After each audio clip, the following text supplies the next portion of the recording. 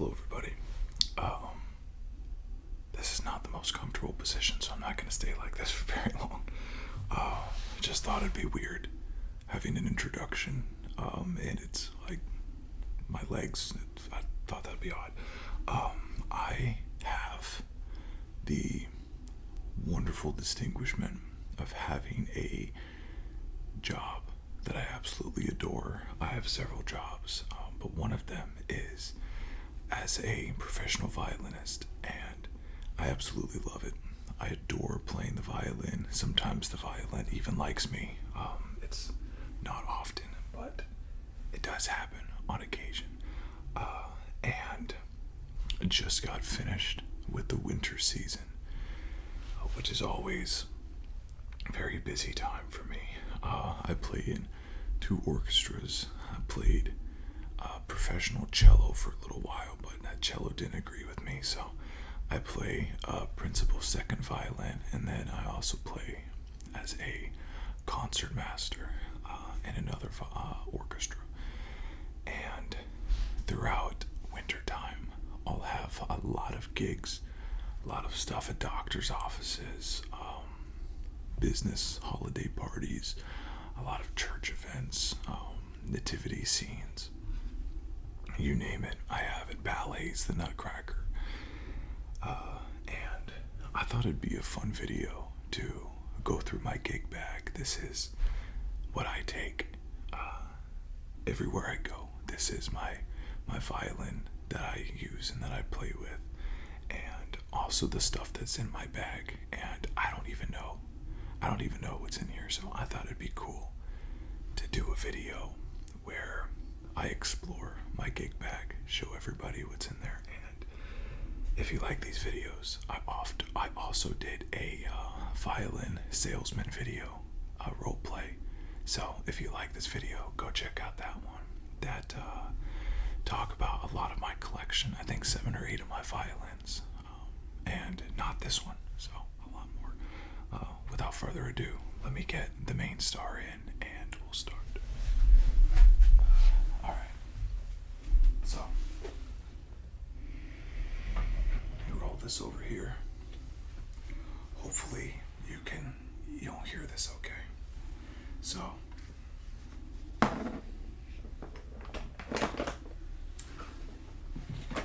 to start off, this is my case, obviously. Now, my case is carbon fiber. Try a little bit of the design there. And it's it feels really cool.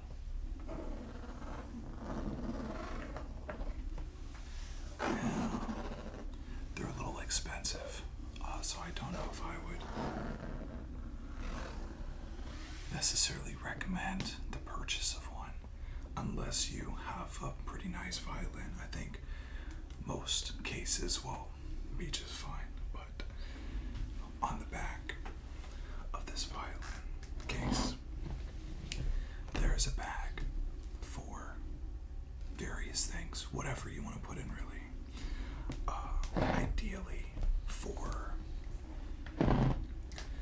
Ideally for music, but it has a lot of options for carrying. It has this right here, which I never use. It has the shoulder strap, which is pretty much what I always use. And in order to fully protect what you have in here, it has butts, rubber stops on the bottom, as well as the rear. So I'm really happy with this case. I think it's a great case. But anyways, before we get into the main compartment, I thought we could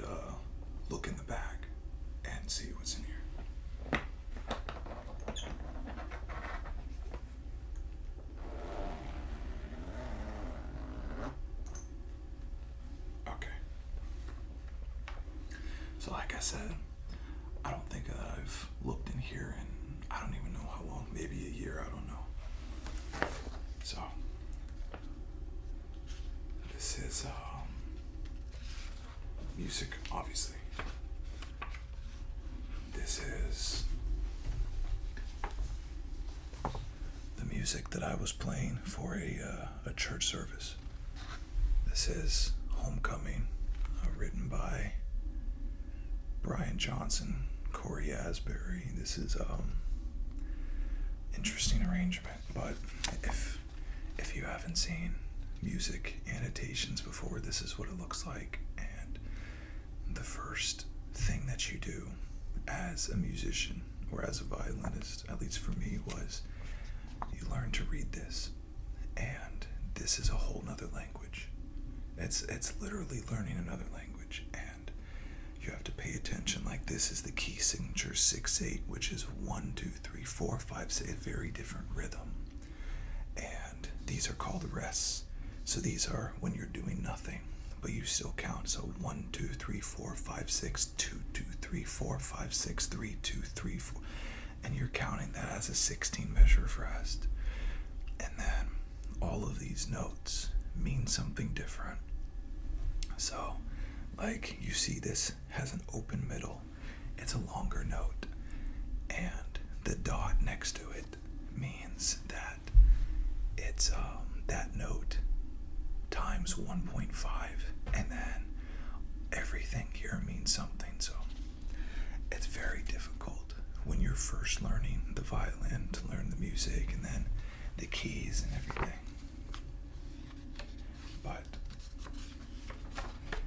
I played for a gentleman, and then the conductor likes to do this, where he just blocks out entire passages how he feels fit to do so. But I had a choir director. That's another one. Christ be magnified. I had a choir director, and his name was John, and or an orchestra director, excuse me, and he was phenomenal. And he left, and I actually quit that orchestra because he was that good. And I'm just starting to go back to it now, but it was difficult because he was just so awesome. This is more sheet. New name, written down in glory. I speak Jesus. A lot of different stuff. Via della Rosa, which is gorgeous, gorgeous composition. A lot of orchestras and opportunity music was actually invented as we know it by the church, by Catholic priests who were singing their hymns. And that's where we have all of this from. It stemmed from there. And a lot of the opportunities to play in orchestras and play music and whatnot is still Christian music and gospel music. And so that's what a lot of my sheet music is. So a lot of musicians who are secular, who don't subscribe to a Christian theology, they still play because the music is moving, and that's where the opportunity is. So it's interesting. This is music commitment that one of my orchestra directors wanted me to sign, and I think I did. And then my first violin, he gave me this, which is an ancient I mean, I think this probably dates back to the 60s, maybe earlier, 175. And this is written by a guy named Gaylord Yost. And these are exercises for changing in positions. So you can see these are exercises to improve your skill.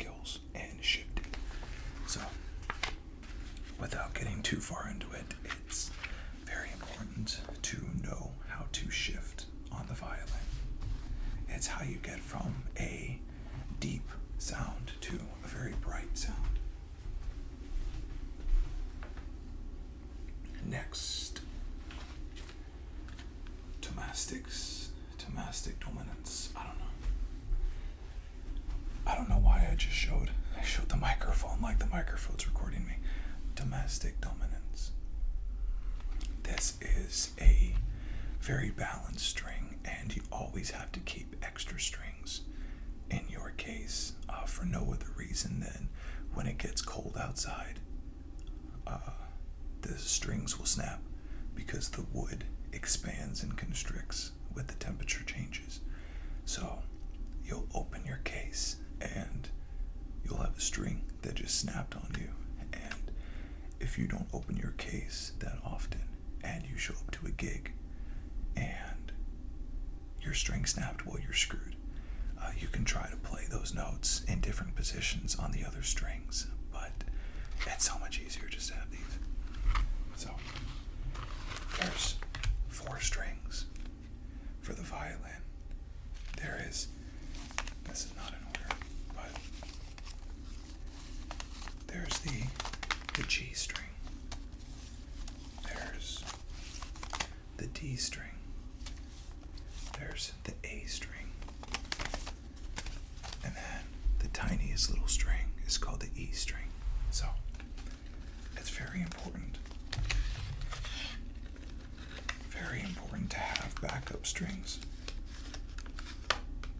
It's also very important to be able to put the strings back in the box, which I can't do. I actually don't even have these strings on my violin, but I had an extra pair of dominants, and they are probably the most common strings, violin strings. So I want them. Next, so violin, sheet music. My orchestra director gave me this. I think it has 4,000 pieces. So before the year, I can't remember, but it was the mid-1900s when they first established copyright and trademark law. Before that time, it's all free game.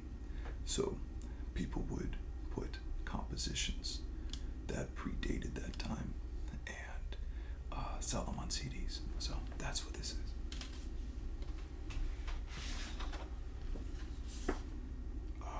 This is a postcard for something. This is a business card holder for business cards, obviously, but when you are up there on the stage, you're very limited to what you're carrying. I have rings on typically, but you can't wear a watch because when you're applying vibrato, which means you shake your wrist like this, the watch, I've actually had the bands pop off because you vibrate, and when you vibrate, it actually loosens the screws of the watch. It makes it pop off. So I have a business card holder and business cards in here because I can't carry all that stuff on me.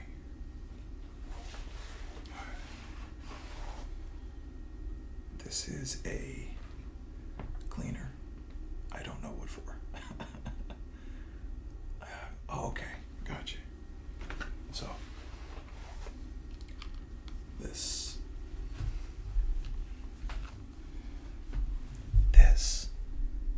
these are ear protection, and I'll tell you why I have these.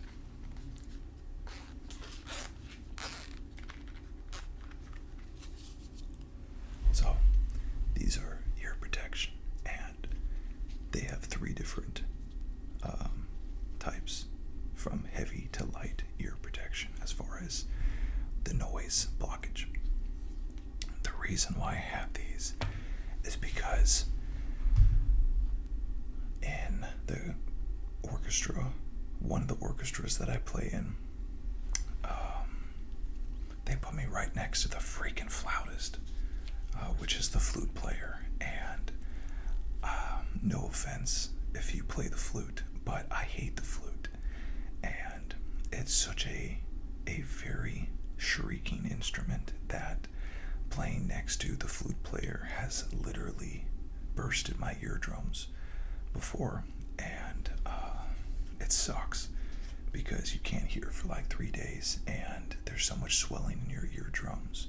It's super uncomfortable. So I said, let me just get some of these, but this is because of the flute player. And yeah, that's my public announcement. I hate flautists, but I've heard one flute player that I play with in another orchestra, and she's phenomenal. So I think the one that I play with in the other one just not that good.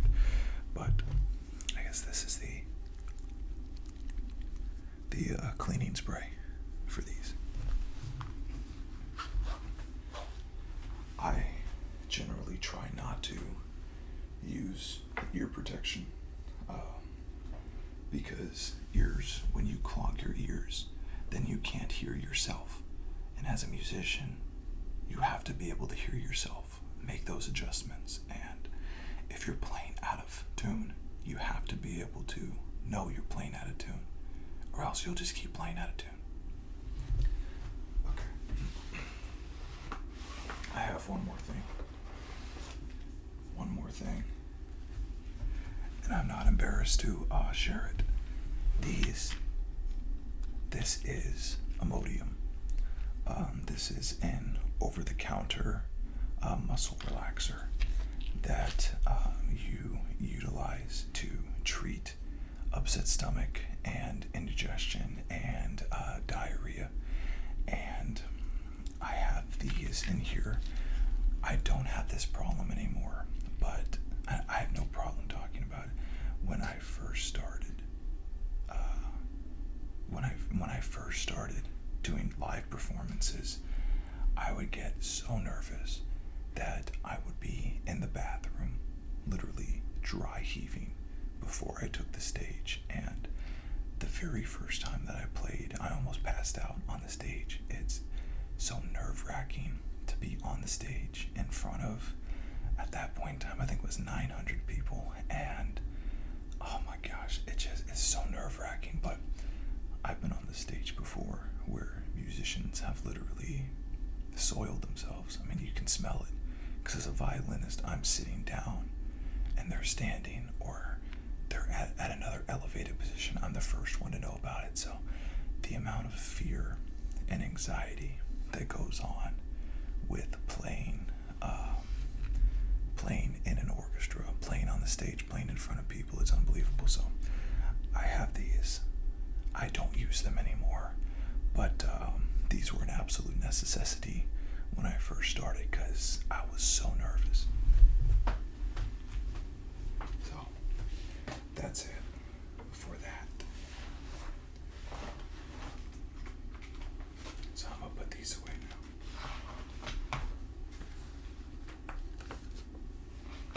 Back into the abyss. But,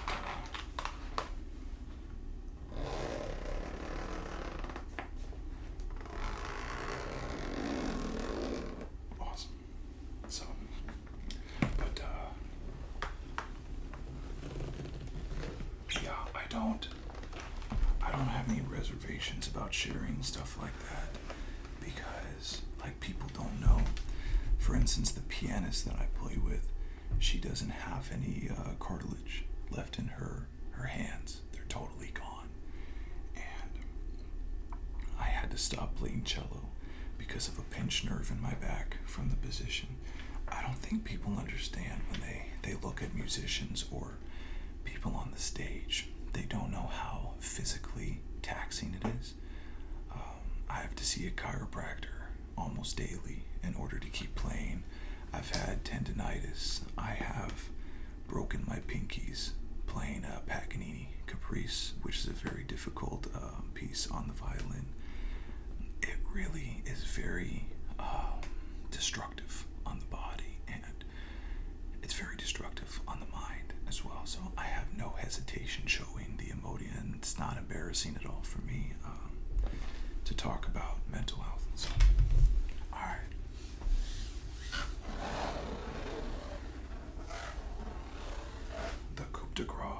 everybody's here for, right?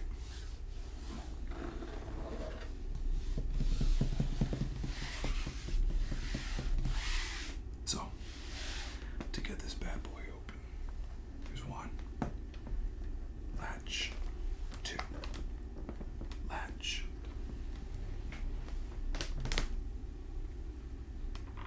Oh, it's a lot of nothing, right? Wow. That's a lot of nothing because of this protective case. You have to lift this up, and there's my violin. So, people ask what the difference is between a violin and a fiddle. There is no difference. It's the same instrument. The difference is how you play it. And it mostly comes down to the bowing. But a lot of people will have a bad joke that I fall for way too often. And they'll say, what's the difference between a violin and a fiddle? And I'll say there is no difference. And then they go, wrong. The violin has strings. The fiddle has strings. Like weird country act. I fall for it every time. It sucks. So, this is it. My violin. These are my bows, which is the real instrument.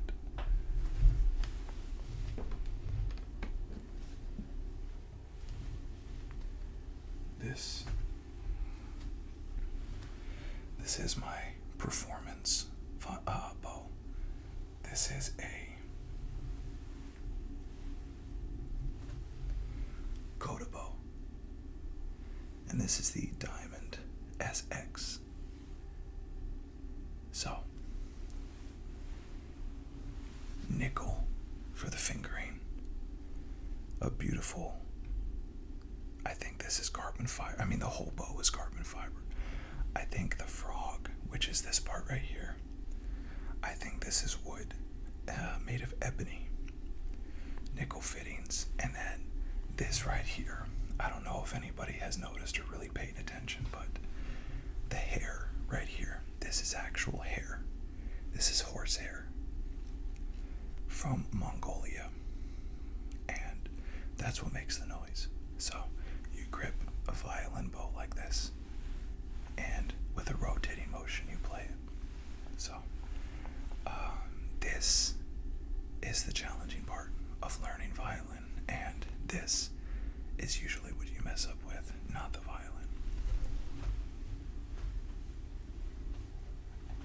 Another thing, you'll make sure you never touch the bow hair, because the oils from your hands and your fingers will get on there and mess it up. Alright, let's put this back. And I always carry a backup. I'm really hoping this doesn't fall. That would be the end of the video, right? Always carry a backup bow for a multitude of reasons. You might have something go wrong with these bows. Are all just held together by friction. So the horsehair is stuck in at this end and at this end, literally by a piece of wood. And if that piece of wood comes out, your entire horsehair just flops and you can't play the violin. So this particular violin bow was made by Tourt, T-O-U-R-T, which very famous violin bow master. Ebony frog with faux, probably abalone shell. And then this is white horsehair, bleached horsehair. And how you tighten the horsehair, because you don't play like this, how you tighten it. This is called the screw. Turn it to the right. You see how the hair gets tense. That's how you play it, just like that. And then it warps the bow. So whenever you're done playing it, you gotta unscrew the screw, and the hair will relax. A lot of people don't do that, and their bows will break whenever it gets cold and the wood warps, because this is Pernambuco. It's a very rare type of wood from Brazil. It will warp in the winter, and so if you don't have your bow loosened, a lot of times this hair will go tighter, snap it. It's not a good idea. Put in there. Boom. Okay.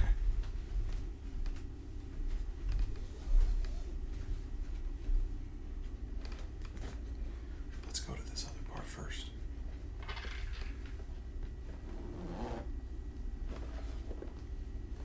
Oh gosh, I'm stuck. Oh my gosh, I'm stuck.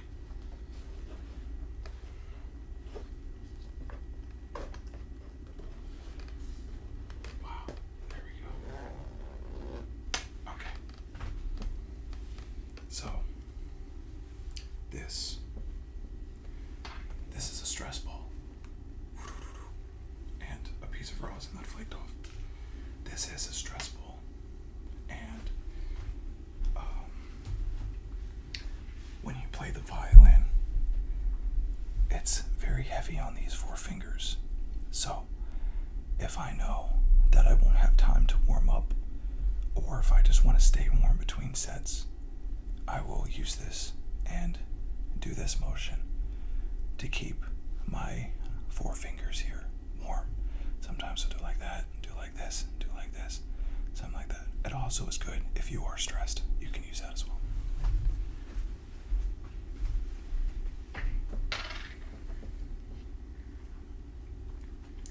Two other things that I have in here.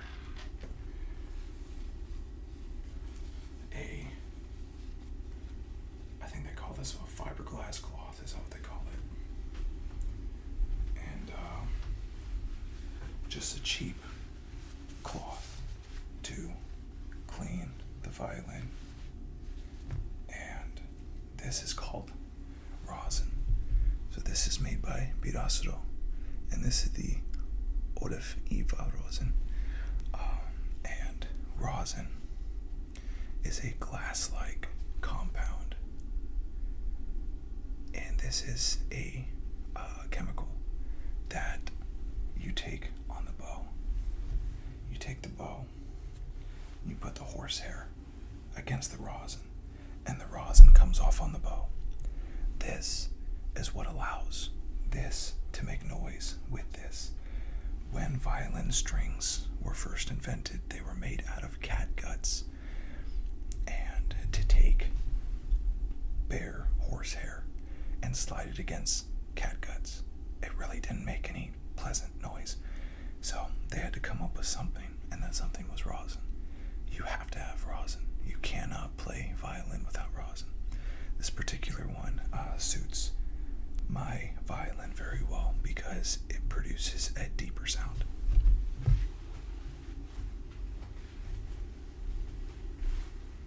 So that's what I have there.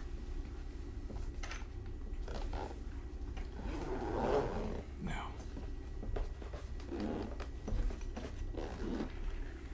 I hope that the one thing that's been pretty apparent is there's a lot of parts to the violin that have nothing to do with the violin, and it takes all of these parts to make this sound good. And there's still one other part that we need to talk about, and that's this right here. This is the shoulder rest. This particular shoulder rest is made by a company, Wolf, from the Netherlands. It's my favorite. But I have a lot of different rests as well. And this goes on the back of the violin. So, see if you can get my shoulder in. The violin will sit like this with the shoulder pad on my shoulder, which makes the violin much more comfortable to sit on my shoulder. And if you don't have a shoulder pad, if you don't have one of these, then a lot of times you have to rely on your neck and your chin to constantly be holding the violin there, and that leads to a lot of neck issues and sciatic nerve issues as well. So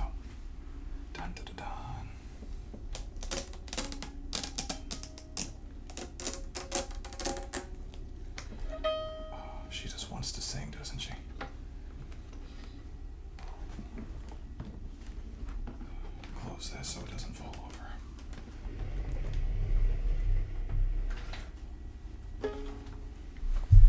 And this is the violin. So, this is my performance instrument.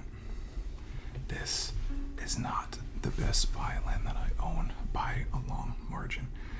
When you pick a performance instrument, you have to pick something that is going to sound good, yes, but also, if this gets beat up, you don't want it to absolutely destroy you or your world, so you gotta pick something that is nice, but not nice enough to where if something happened with it, that you would be really upset. So, I adore this violin. I love it so much.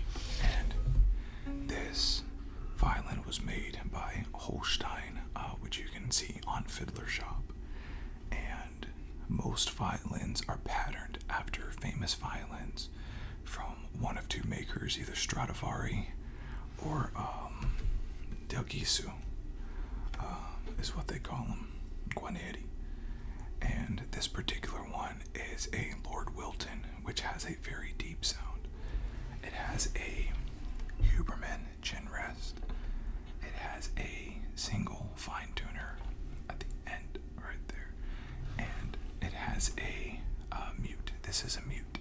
So a lot of songs will call for that. It's called consort, where they don't want you to play very loudly. They want the sound to be muted. So you take this mute and you stick it over the bridge, and what it stops this bridge from being able to vibrate, which mutes the noise. You also utilize the mute when you are practicing at home or whatnot. These are the strings, obviously. The G, D, A, and E. The scroll. So, violins are very expensive. This is what I would consider a fairly cheap violin, and it's still a $2,000 violin. One piece back. The back is made of maple. The sides are made of maple, and the top is made of spruce. Typically aged a very long time.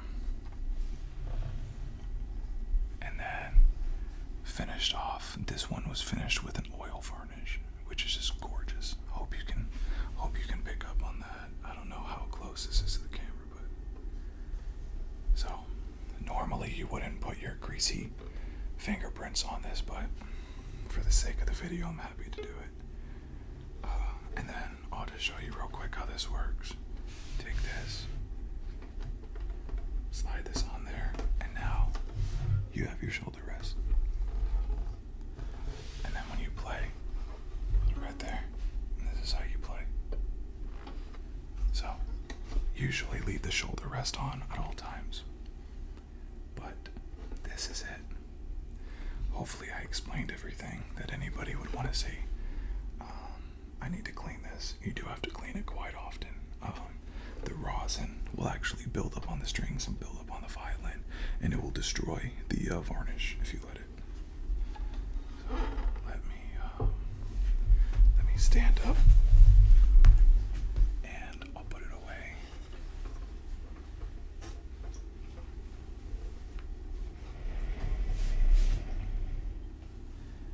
So, open this up. The violin itself weighs about 14 to 16 ounces, so less than a pound. It's very, very light. Gosh, sorry. There's no super quiet way. You would think that the violin, being as small as it is, would not produce a loud sound. It produces a monstrous sound. Put that back, and then